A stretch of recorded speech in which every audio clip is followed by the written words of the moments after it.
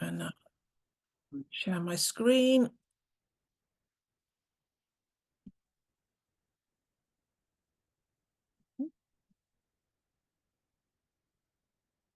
Okay. Perfect. Well, welcome to the final bootcamp series. Oh, hang on, let me just admit Prasad. Okay, so this is the last one in this current sort of series, and I've got a slide a bit later on, sort of asking for opinions on what we can do to next. Hi, Prasad, how are you? Yeah, I'm good. Thanks, Sean. How are you? Good. Yeah, not bad. I keep thinking it's Tuesday today, not Wednesday, so I don't know if that's a good or a bad thing, but we are where we are. Right, okay, I literally just started, so so welcome to the final um session in this PMO Bootcamp series. And today we're going to be talking about how to build a high-performing PMO team to make sure that actually then you're in your company and in your organization that you're seen as that go-to company team get things done. Bear with me, I'll just admit Jules. Right, okay, so today we're going to cover what skills are needed for high performing PMO professionals, how we can get results through influencing, because that's a key skill for the PMO to have, and then how do we embed a continuous improvement culture into our teams and into our organizations. Okay, so I think everyone here knows me. I won't go through this slide, sort of thing, but that's me. Okay, so what makes a PMO a high-performing team? So for me, I think then that is that strong team culture, and that comes from the leaders, sort of thing, from your PMO managers or from your PMO director if you're in a large enough organization to have at that level as well, sort of thing. So it is making sure that that team works together, it's collaborative, but also takes accountability for the work that it's doing, sort of thing. So for I've always had been head of or director, I've made sure that my team can talk to me, they can challenge me, we can have conversations, sort of thing, so that actually and recognize that I don't know everything, and actually if we talk about things and have a discussion, we can come to maybe an outcome that's better than what was put forward in the first place, because actually you're a good team, your is better than the sum of all its parts, sort of thing. So for me, it's making sure collaborative but also accountable. Okay, you go do. I trust you to get on with what you need to get on with, and you will let me know when you need help, sort of thing. So people are accountable for what they need to do. You've got a good team there. You'll know the skills and sort of excuse me, the skills and what those people are capable of. Let them go and do, and with just guidance and help if needed. I believe in, you need to. I don't like being micromanaged, and I don't like micromanaging. Let people just go and do. Also, what works if you're seen as that trusted partnership with delivery, sort of thing, act as the critical friend, sort of thing. Again, going back to people who know what they're doing, can challenge and be allowed to challenge, your program managers, your project managers, even some of the key stakeholders, and have the freedom to say, actually, as the independent, person here, I don't believe X, Y, and Z. I think A, B, and C, so making sure that they are seen very much as that trusted delivery partner as part of that overall delivery. Again, going back to consistent delivery, sort of thing, making sure that your team and as the head of or director of or manager, you need to make sure that team has the coaching and the training in order to do all this, but making sure they perform consistently and perform well. So making sure you've got reliable reporting in place, you actually got tracking for your team. So I think I've spoken before about I've often used the APM competency framework, as your starting point for helping people understand where they sit, and then actually what their training themselves need to be in order for them to help move on and progress. And then also, I think that it's very important that each of your team understands the goals of the business. You know, it doesn't have to be to the nth degree, but even if they're working on a couple of small projects, needing to understand what those projects are delivering in terms of the overall strategy of the organization. So again, acting as the critical friend, they can ask the questions. Why? I thought we were supposed to be delivering X, Y, and Z. Why is it now not? It's only X and Y, you know, sort of thing. And just again, being part of that trusted partnership, just being able to ask those questions so that you can make sure that everything that is being done from the project, from the program, and at the portfolio level is being done towards that strategic alignment of the overall organization. And I think combination of all of that then means then actually your team is seen as that high performing, high delivering team.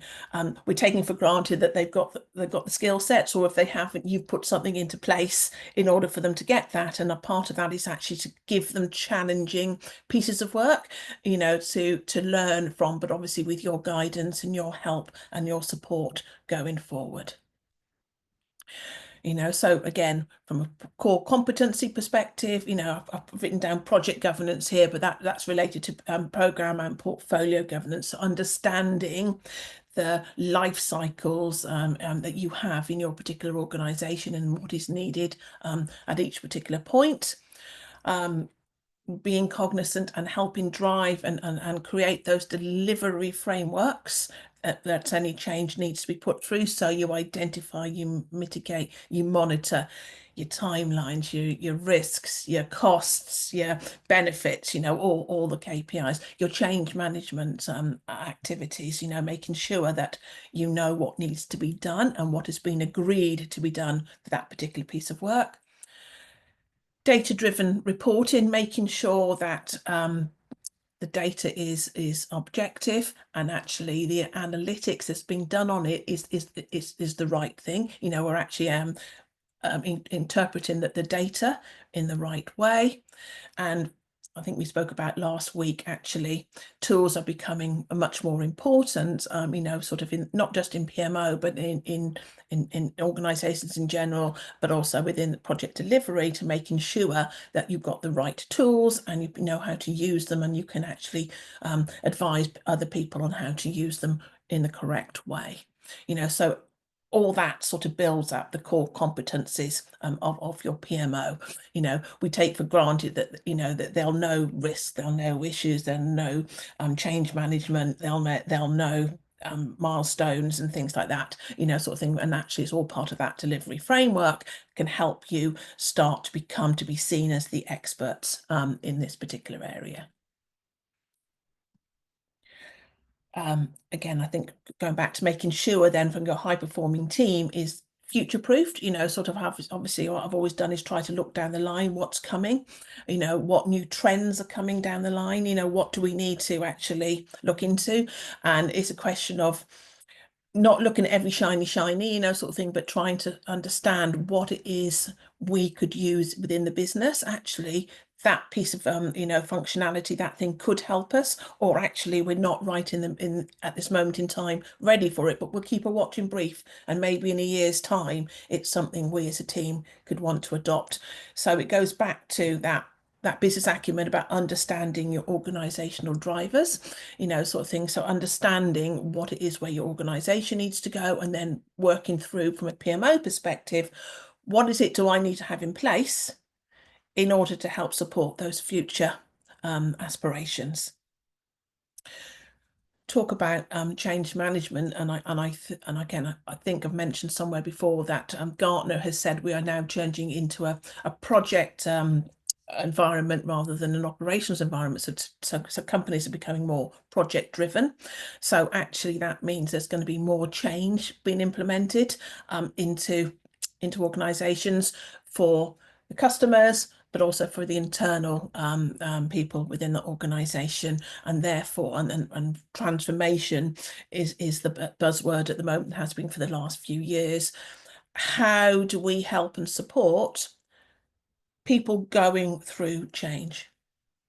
Do we really understand what that change landscape is for our company? We talk about that delivery um, timeline and maps. We also need to understand when those changes are going to land, and actually have that change landscape understood, so we can start to support people who, if you understand that the change curve will go through various emotions before they start to accept what that change is, and we need to make sure that we have the right things in place to help support people along that change curve.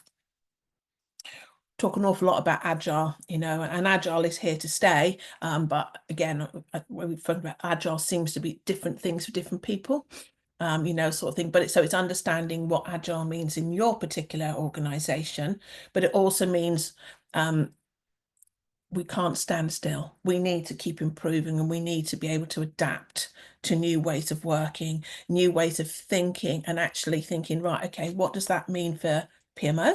What does that mean for our overall project management delivery? And what does that mean for the company as a whole?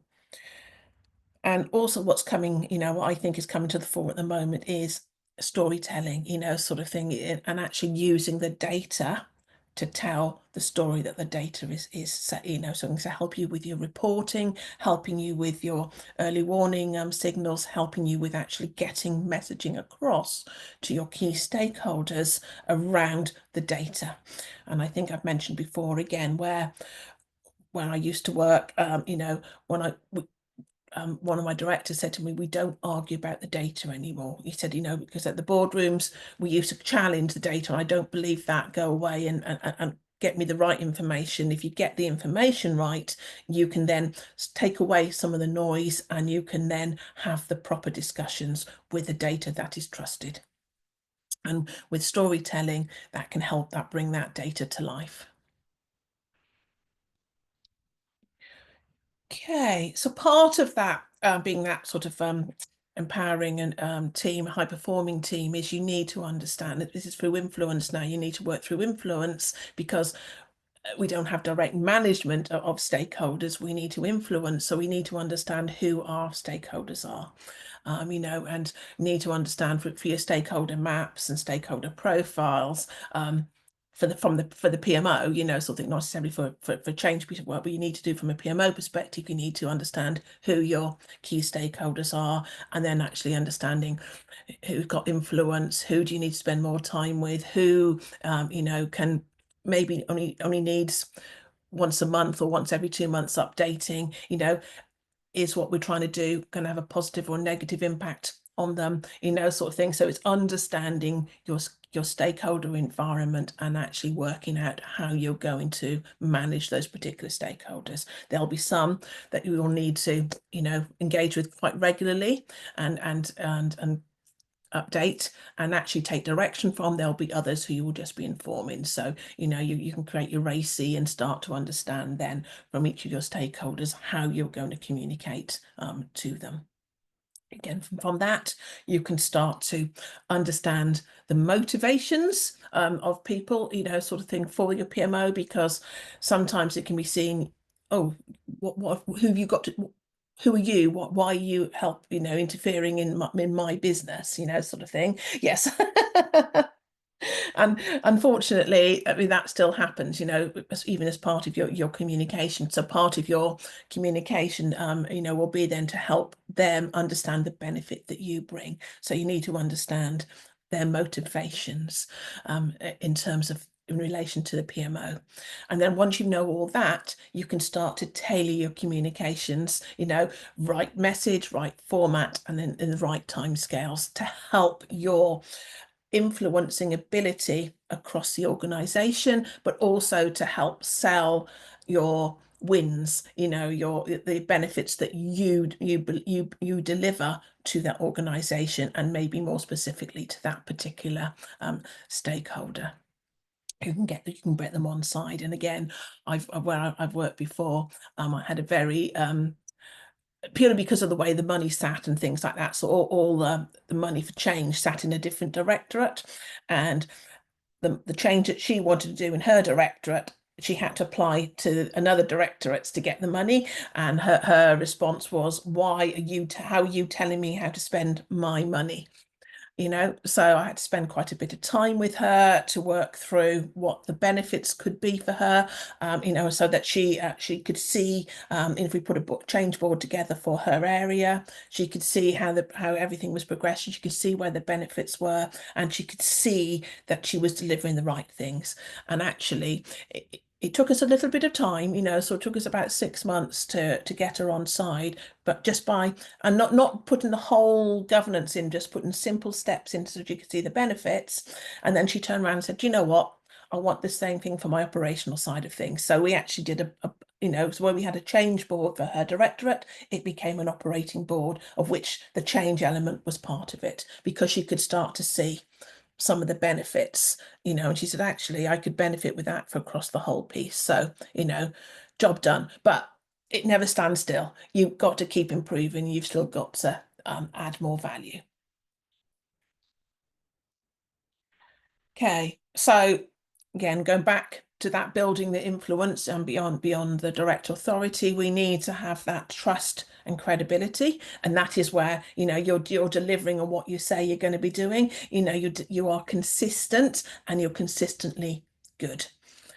We have the right data, so we can start to say the right messaging, and we can put it in a way that different people can understand.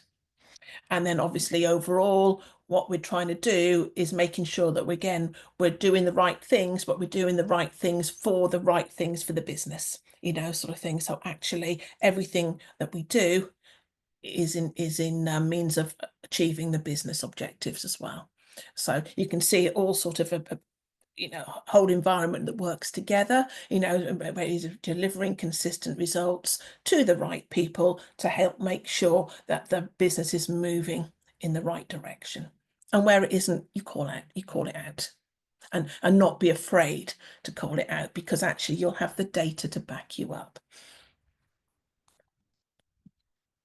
So PMO as a strategic advisor, I think we've spoken about, being that strategic enabler, because actually we can help support key business decisions, because every single piece of work that is being done within the change and delivery space should be moving that business further along its business direction, sort of thing. So actually, again, where a new piece of work comes in, that someone's very keen on, but actually if you do the business case and you do your due diligence, and that doesn't stack up against everything else, you can then have the data and the way of reporting that to take to the right people and saying, actually, I know this is key, you're keen on this, but however, this does not support your direction of travel at this moment in time.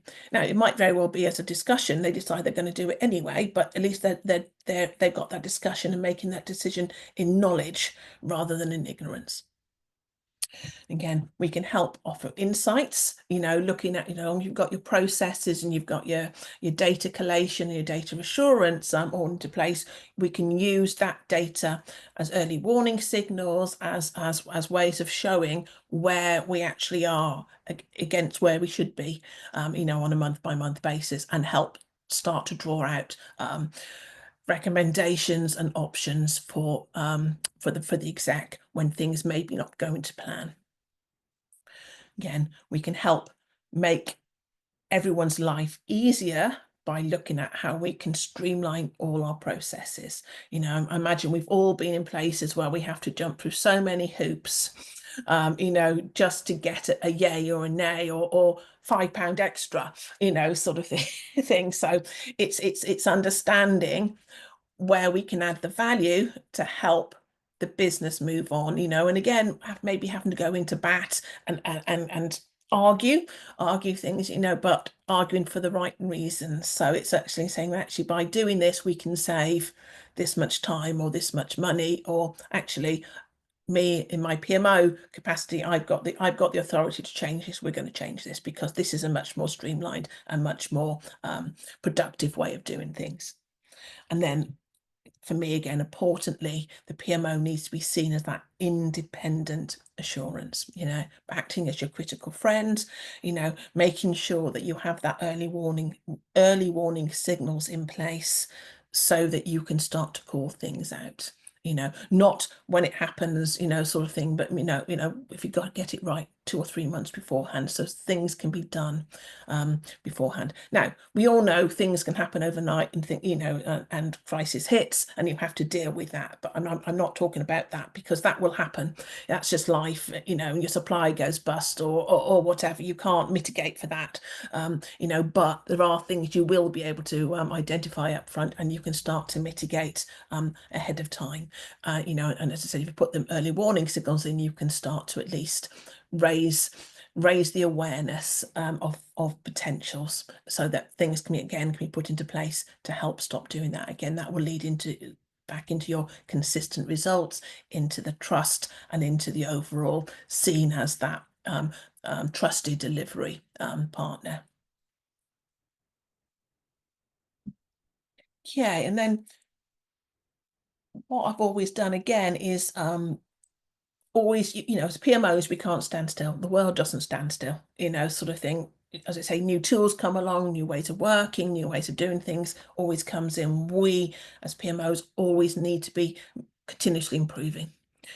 Looking at the ways that processes, can we make them even more streamlined? What can we do to make it easier? Sort of thing. What can we do to change this, sort of thing. Actually, and I said before, when I was at Nats, and I had a large team there, I made sure that I had champions, sort of thing. So I had one person looking at risk and the ways we can always improve the way we did risk, other ones looking at planning and how we can improve our planning, other things we can look at, how do we do our costings and finances, what can we do to help provide to the PMs, in better ways of doing. So we can do lunch and learns, we can do training, just different ways of looking at things that we as a PMO can help improve our internal customers and our external customers, because obviously a lot of the reporting we do will go out to external regulators and things like that, and external customers. So making sure that if we put that in continuous improvement process into place, we should get better outcomes, because it should increase hopefully improve the project success rates, sort of thing. We will have better team engagement, sort of thing, because people will be aware of things that are going on, communicate that out. People understand, actually, as a team, we as a team are working together, but we're also engaging and influencing other parts of the business. And it has been proven that actually, if you have an organization, I realize I just haven't changed that to an S, from a Z to an S. I thought I'd gone through and moved the Americanisms from this, but if you have a learning organization, you do adopt knowledge faster, sort of thing. So if you have that continuous improvement, you will automatically start to improve, think of ways to improve every day, every month, every year, and you can start to give yourselves particular targets that you want to get to as part of that team, going forward. And that just might be reduce one day's time on the reporting heartbeat and things like that, because you can use tools, because you can streamline, because of different ways of gathering information, and that's not necessarily for the PMO, but also when I worked at Nats, we worked very closely with the finance teams, so that actually the data from the SAP, we had a SAP system, could be, can we have that a day, one day after month end, let's have a look at the numbers. What do they tell us? What do we need to go and do to check with the the PMs? Actually, the data's telling us this. Where are you? Feed it back into the system, so that actually we can get a better month end view by looking at it earlier. So things like that. So it actually helped all the way around. And I have to admit, in that we worked very, very closely with the finance reporting team, because it was obviously good for us to get it right, but it was also good for them because obviously then they get more accurate data going forward for their overall month-end figures. So practical continuous improvement strategies, as I said, knowledge sharing, we have regular team sessions. If somebody had come up with a new way of doing it, we would have put it into our team meeting. We would then, so everyone else within the team would get trained up on it. Then we could do lunch and learns or particular training out to other people who would want to use that particular process or system. PMO retrospectives, we'd have a go, what went well, what didn't, what can we learn, sort of things, have a look at our own particular process evaluations and then looking where we could actually improve, so we do it with projects, we should do it with in PMOs, should actually have a look at what went well, what didn't. Rightly, we should celebrate successes, because I don't think that is done often enough. I think everyone concentrates on what went wrong rather than what went right. And actually, just from a morale perspective, it is sometimes good to celebrate successes, and then say, actually, what went well that time? What can we do? What can we take from that and put into another ways of working? If the things that we can learn from that. And also, we ask our projects to do post-implementation reviews, capture lessons learned. Again, have your own internal PMO lessons learned. So again, you can start to learn and take that into consideration. So when you get given a new project, you can go and have a look and say, actually, for this type of piece of work or whatever, what were the lessons learned from something that was similar?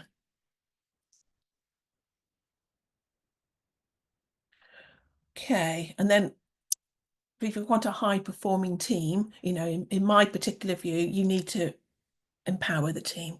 Again, I said you cannot micromanage people. You need to let people go and do, so promote ownership, delegate authority and just say, yeah, go ahead, do it, sort of thing. But especially if they're just newly into a role or newly promoted, I give people permission to fail, sort of thing. That's very, very important. And actually saying, look, okay, it didn't work this time, or what have you learned from this particular, you didn't get the outcome you wanted.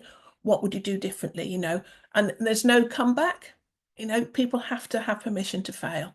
It's a safe environment.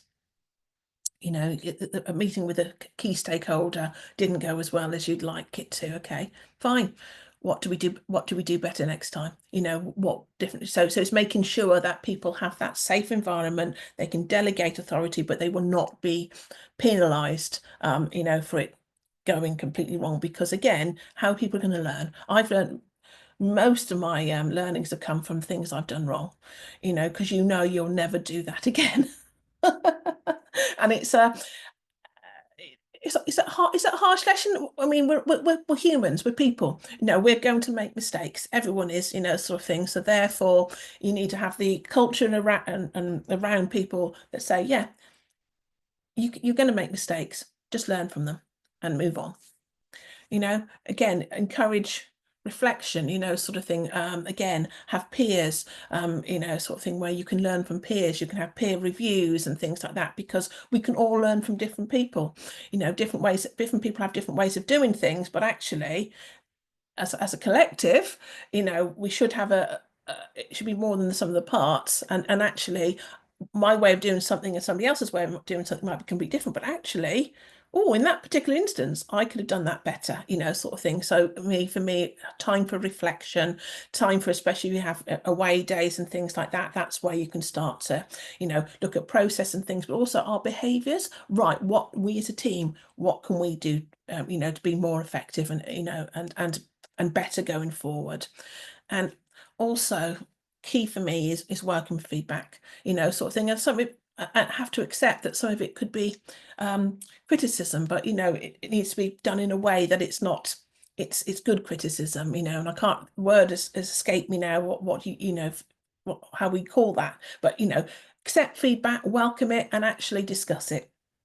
Because again, without understanding what we've done wrong or what we could do better, we can't move forward. You know, again, as part of my team meetings, I always put this is what I'm thinking out there. What do you think? You know, and as I said, I think at the beginning, if you have that conversation, actually, what I was thinking might not have been the right way of doing things, but actually, as a team and a collective team, we've come up with the best way of going forward. You know, and I know one of my old colleagues of mine, you know, because I did get criticised for, oh, she manages via collaboration. I don't see that as a criticism myself particularly, but and when my colleague said yes, she said Sian will listen and she'll listen to everything, but at the end of the day, she'll make the decision, you know, sort of thing. So actually, you listen to other people, and actually, if you still think you're right, go on with it, but at least you've given other people the chance to have that conversation. You've listened and you've talked through another time. And most of the time I go, yeah, do you know what? You're right. We'll adjust it to accommodate X, Y, and Z. You know, and that's the way, you know, to empower your team, and your team feel as if they've got a voice, as if they've got an input, and actually what they say matters as well. At the end of the day, if you're the head of that team, it's your decision is final as to how you want to take things forward, but it's not an autocratic decision. It's a collective decision at the end of the day. So for me, then, you know, part of that building you know, and future proofing your PMO team is making sure your team has the right skills from a technical perspective, but also those softer skills, you know, those influencing skills, those communication skills, the key soft skills that will help them build relationships with the right people.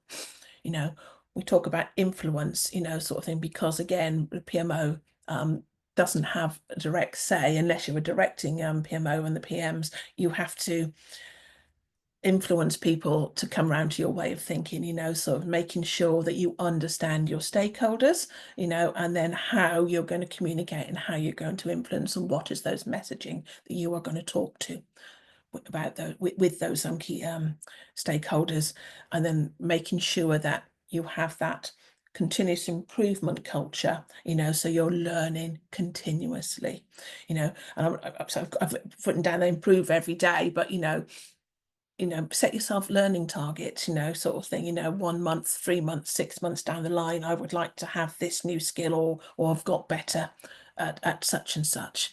I recognize this as a weakness. What can I do? What can I do to improve it? And then what situations would help me improve that? Because you recognize that you're not going to have, you know, it's not all PMOs go to the board meetings, not all PMO goes to the, you know, steering committee, but it could be. I've also, when I've worked in larger teams, I give people the opportunity to come along, you know, to steering groups or to board meetings, so they can at least look and listen, you know, to understand what's going on there, you know, sort of thing, and then actually go, well, go on, next time you go and present, you know, sort of thing. But it's if that's the skill you want, that's the skill you're doing. I'll be there alongside you, but you do the talking. Opportunity to get noticed, to get you know, recognition and things like that. It all helps as part of building that, you know, continuous improvement and that development of a high performing team. Oh, I've raced through all that.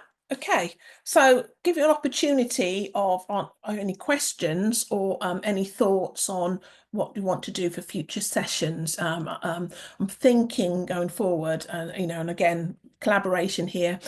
You know, I'm thinking of probably doing this about once every 2 weeks, and we'll bring a new topic into place. You know, sort of thing every 2 weeks. Then I'm going to go back to having a newsletter in the weeks in between.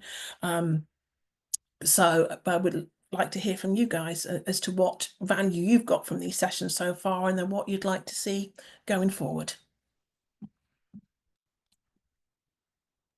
Well, thank you, Sian. I think these sessions have been outstanding. Oh, thank You've you. been part teaching and part counselling and part. Have you been sat on my shoulder for my career? I mean, we probably had similar experiences, Paul. You know what? It's been so.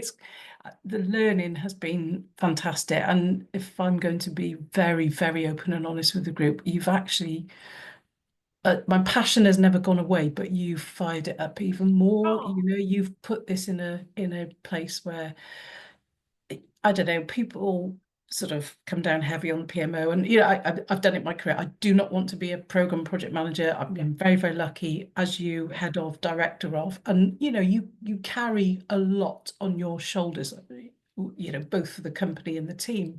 yeah. But I think you've just realigned how important the PMO is and the team, and some of the things that you've picked out I've used, but in different terms. I've always called my PMO a strategic tool, probably the wrong word, but yeah, that's what, you know, Yeah, we're not yeah, just here to do the bits of the project that you don't want to do. We're yeah. actually driving So much everything more. forward. Yeah. I guess in terms, sorry, I don't want to hog I No, it's don't want okay. to keep the talking stick, but the one thing that you've really driven home is the bit, and I think it's very underestimated, is the stakeholder piece. Okay, yeah. And you know, in terms of, you know, selfishly from my experience, working in the organisations that I have and with the customers and the, you know, the authority that I've worked with, I think PMOs need to do more around engaging, managing, and sometimes it's not the people you think you need to focus on that you need to focus on. And I say that, you know, to pull in another of your incredible insights is I've done that before and I've got it horribly wrong Yeah, and learned and will never ever ever do it again, you know. yeah. And I think that I will hold my hand up and share with the group. I don't think I've paid stakeholder engagement as much attention as I could have done, and I will absolutely change that moving forward. Oh, good. I'm glad to hear that. 100%. I did. In fact, as you were talking about it, I was cringing, Yeah. thinking, oh my goodness me. Yeah. And I'm with you. I learned the hard way because I Oh, didn't do it, sort of thing. And then it's only when I was working with another company that they didn't have much PM skill sets, but they had a lot of change managers. And that's where they said, you start with the step. And I went, yeah, and the penny dropped. yeah. Yeah, yeah. I mean, what you said about, you know, setting up, it's like, Yeah. gee whiz, yeah. We got there in the end, but it was painful. And there was Yeah. blood, sweat, and tears, mostly mine. But, you know, Yeah. yeah, it's a really incredible point. And just my last thing before, I'm so sorry, everybody, this has Okay. just been building up over six, it's fantastic, is how, and I don't know whether you're finding it, but the organizations I've gone into recently, how do I say this politely? The standard of project management, Yes. it's almost like, to quote, as I've said in other organizations, it's not just about changing your signature block. No. It's a lot more to it. And I don't know whether, I mean, you know, previously worked with an organization, and one of the first thing I did, you know, the competency, blah, blah, blah. Oh, we don't do training here. We don't do goals and objectives. Sorry, what? Sorry, it sounded like you said that we, and yet they're wondering why they're not delivering. And then it's the PMO's job to save it Yeah. all. I don't know whether that's just an interest. No, I've noticed that as well. I mean, when I started, 30 odd years ago, we were trained in project management. Yeah, Yeah, yeah, discipline, sort of thing like that. yeah, I find, and I'd like, other people, I found that the standards have dropped, really yeah. dropped. And that's part of why I'm coming on to in a minute, my PMO Academy is going to start to do Project Brilliant. Management 101, because this is a risk. This is how you manage risks. 100%. This is a budget. This is how you forecast, get the basics into place. Yeah. Yeah. I will pass the talking stick on to other people. Yeah. Thank Does you, Sean. anyone It's have been any? amazing. Thank you. That's okay. Does anyone else have any other thoughts? Yeah, Sean, hi. Sorry, Hi, Jules. how are you? Good, good, thank you. Yeah. Good, good. I echo Paula's emphatic response there. This has been absolutely amazing. I think on future sessions, I would quite benefit from more interactive. So getting like maybe a a scenario together and going to the group, okay, how would you go about this, and get people like talking from their experiences, because I would learn from other people's experiences, but I also learn by doing stuff. I'm self-taught, so there's a lot of stuff that that has really resonated with me, and reflectively would be of benefit to me had I gone down the route of doing a course or something like that professionally to get the information. But you know, we all stumble through life and stuff, so that's kind of how I've got to where I am. But it would be really, really beneficial if we could sort of like have sessions where it's a lot more interactive, where the group can come together and go, from my experience, this is what I've learned, this is what's worked in some organizations, because I know everything won't work everywhere. It's like a puzzle that you have to put together. But that I think would be very beneficial for me. And my two key areas would definitely be stakeholder engagement, but it would also be change management. So those ones would be really, really good for me. That's something I hadn't even thought about, Jules, of that interactive session, rather than me just talking at you. Okay. That's something for me to go away and think about. Yeah, absolutely. I was going to say, I'm not saying it's going to be easy, but you know. And just for people, I'm actually giving a talk with the Change Management Institute next Monday on how the PMO and the change management profession can work more closely together. So I'll try and get I'll send the details through to you. That'll be amazing. Yes, thank you. Sort of thing, because I'm with you. I think it's seen as change management, still seen as it's just the business doing stuff, whereas we've got to bring it in and actually putting a system in is easy, but it's getting people to use it and getting the benefits out of it is the hard bit. Yeah, I found that quite a few people don't understand what that actually means. So to try and explain it a little bit in layman's terms as to what everything is. Yep. Okay, give me some food for thought there.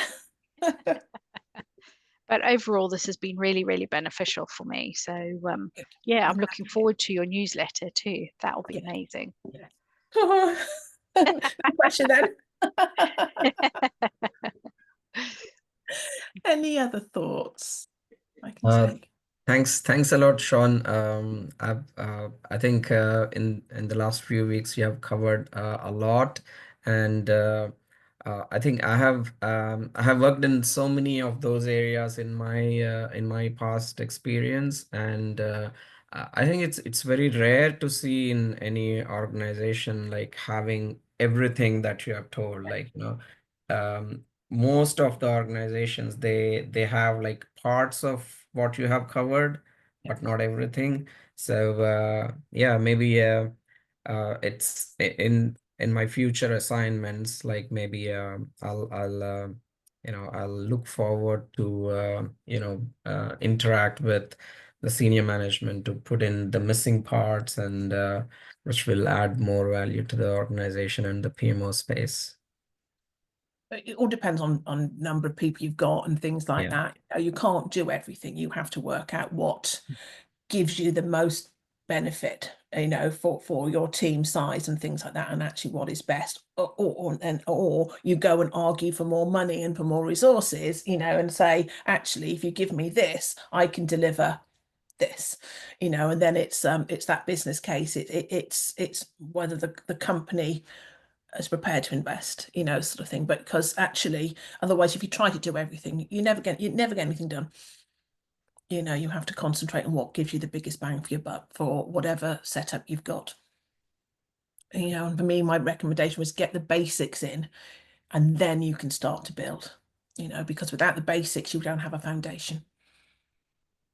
Absolutely. And then everything just falls down, and then you lose you're not trusted, you're not consistently delivering and things like that, and therefore you go back to square one, or you're just seen as the admin, or you're seen as the person who books the rooms, type thing, and takes the minutes, which is so not what PMO is.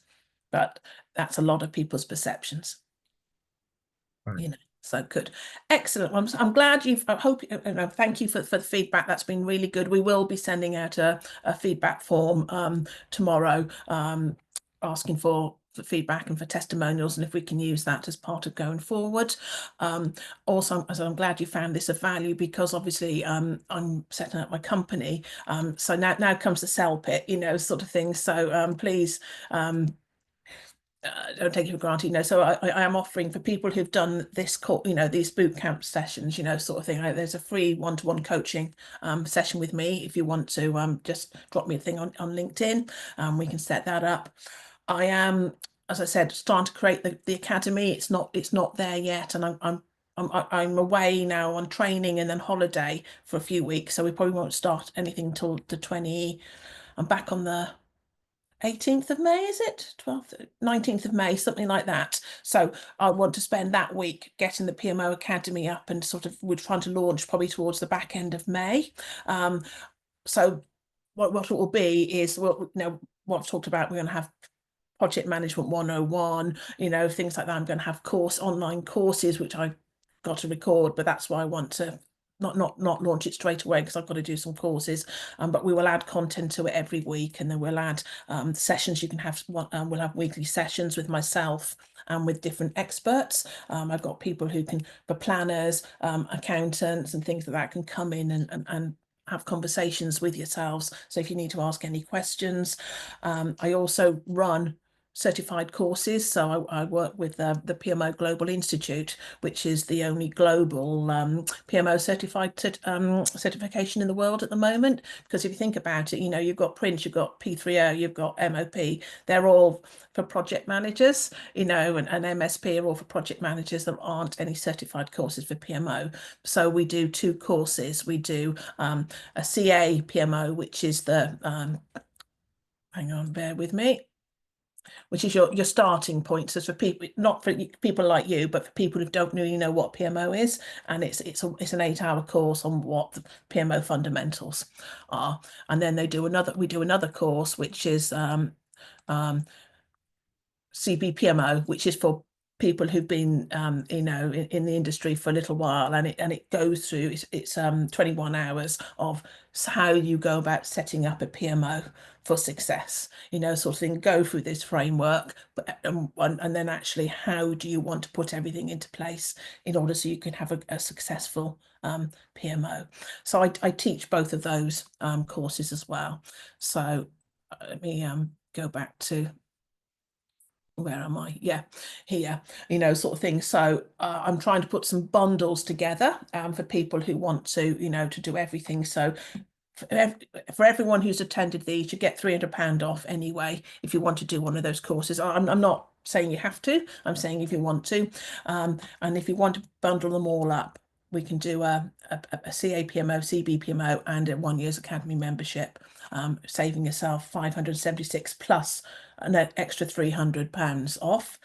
Or for you guys, you probably don't need the CAPMO, you know, just the CBPMO, you know, sort of thing, plus 1 year's PMO Academy membership, saving yourself 476 plus the 300, so it's £700 of saving if you want to do that. So my idea is thinking that for the first 6 months, the PMO Academy membership will be £49 a month. And then once I've got it up and running and we've got more content on there, I'm going to start thinking about putting the pricing up to 97. But again, I'll ask you some questions tomorrow if you think reasonable price is not. This is my first foray into this sort of thing, and I don't know if people will spend that money or not, you know, sort of thing. Is it worth it? Because actually, if you want to improve and move on, there hopefully we'll have this academy that we can start to bring people into, have those sort of discussions, help people. We can have those interactive discussions, and also help people start to improve their skill sets, you know. So that is it for the moment. So thank you so much for participating. Thank you so much for feedback, and I'm look forward to, you know, moving forward with you guys. Thank you. Thank you. And you know, sort of thing. So as I said, we'll send a feedback form out, and oh God, my brain's gone completely. Feedback form and asking for testimonials. Probably tomorrow or Friday. Okay. Yeah. Fab. Thank you. Thank you. Thank you. Thank you so much, guys. Thank you. Thank Thank you. you. Bye. Bye. Thanks. Bye.